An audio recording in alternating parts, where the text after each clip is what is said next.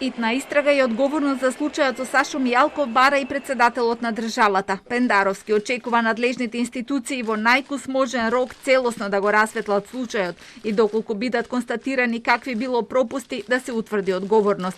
Бара и да се преземат неопходните мерки со цел да биде спроведено судското решение за негов притвор.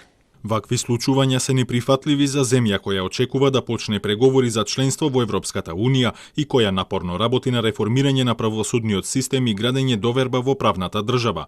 Ова ги дискредитира напорите и надежите за справување со криминалот и високата корупција.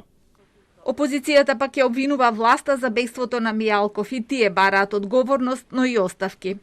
Во октомври 2018 година, кога го исклучивме Мијалков од ВМРО-ДПМН, јавно кажавме дека има тајна коалиција, која не само овие 3 години, туку 15 години наназад работи на уништување на Македонија.